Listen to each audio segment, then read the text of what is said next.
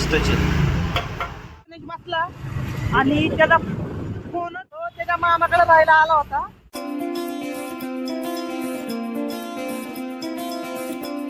मित्रांनो, पुन्हा एकदा स्वागत आहे तुमच्या माझ्या एका नवीन ब्लॉगमध्ये. आणि आज आहे 6 जानेवारी. तर आज आपल्या चॅलेंजचा दुसरा दिवस आहे आणि त्या दुसऱ्या दिवसाची सुरुवात मी जिमला जाण्यापासून करतोय.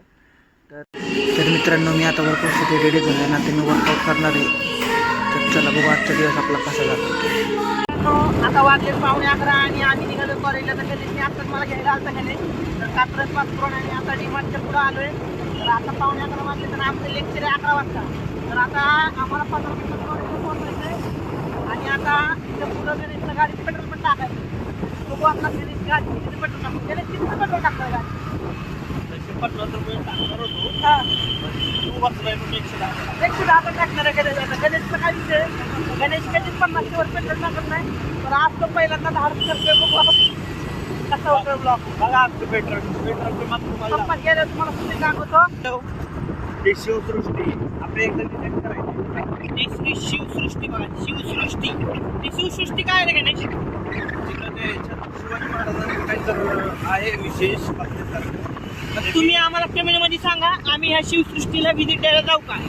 तर तुमचं जास्तीत जास्त कमेंट आलं जा, तर आम्ही त्याचं एक दिवशी टूर करू.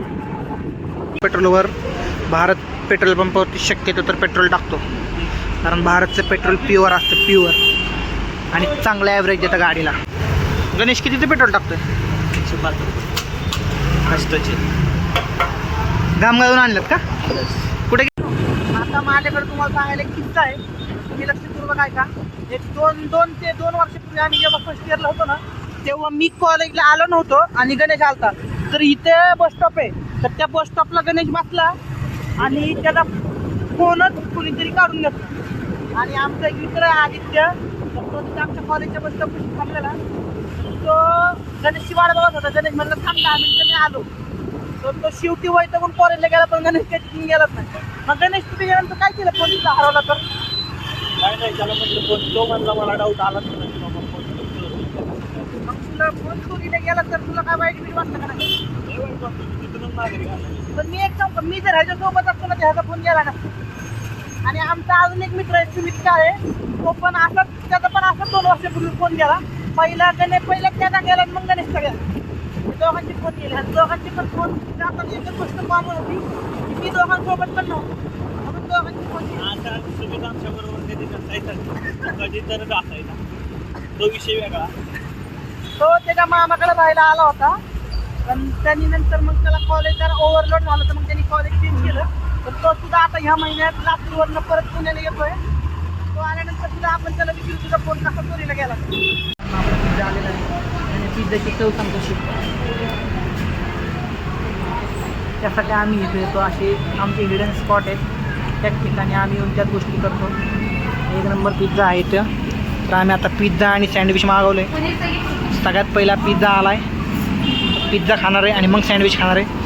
आता भूक लागली, मी पण खाण्यावर फोकस करतो आणि नंतर ब्लॉग. पिझ्झा खाऊन झाला आमचा, आता सँडविच आलं. त्याने सँडविचची चव कशी नाही खाल्लं. आम्हाला सँडविच चव सांग पटकन.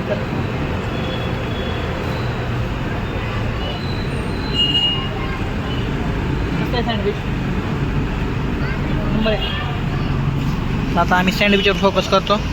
तुम्ही ब्लॉग. आजचा दिवस खूप भारी एन्जॉय केला आणि आज मला ब्लॉग काढायला सुद्धा बरं वाटलं. कालपेक्षा तर आज बेटर कॉन्फिडन्स होता.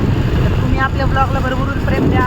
आपल्या चॅनलला लाईक करा, सबस्क्राईब करा आणि शेअर करा आणि कमेंट करा. मी तुमच्या प्रत्येक कमेंटला रिप्लाय देईन. जय हिंद, जय महाराष्ट्र.